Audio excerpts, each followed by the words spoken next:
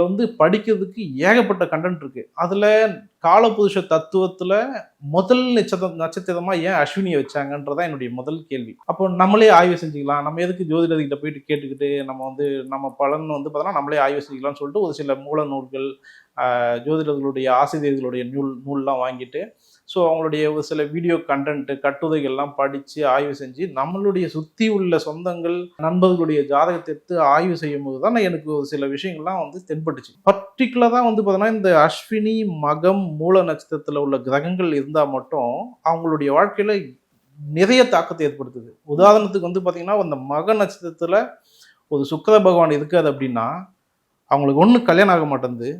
அப்படி கல்யாணம் ஆச்சு அப்படின்னா டிவைஸ் பண்ணிடுறாங்க, இல்லைன்னா மனைவி இறந்துதாங்க.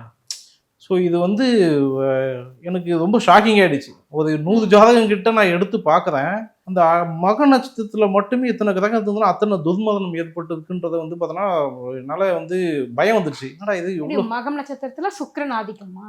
மக நட்சத்திரத்தில் கிரகங்கள் எந்த கிரகங்கள் உட்காந்துட்டு இருந்தாலும் இது வந்து ஒரு பெரிய தாக்கத்தை ஏற்படுது. அந்த கிரகத்துடைய காரகத்துவத்தை அப்படி வந்து பார்த்தீங்கன்னா அது வந்து அந்த கர்ம வழியா வந்து பார்த்தோன்னா உள்ள பாவங்களை வந்து ஜெயலலிதா அம்மையாரது கூட சிம்மம் அவங்களுக்கு வந்து மக நட்சத்திரம். அதாவது சந்திரன் வந்து பார்த்தீங்கன்னா மக நட்சத்திரம். மகம் வந்து ஜெகமாலம்லாம் சொல்லுவாங்க.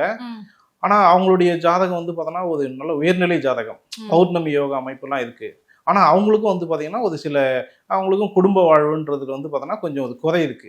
அந்த கேதுனாலே ஒரு குறை இல்லாம இருக்கு.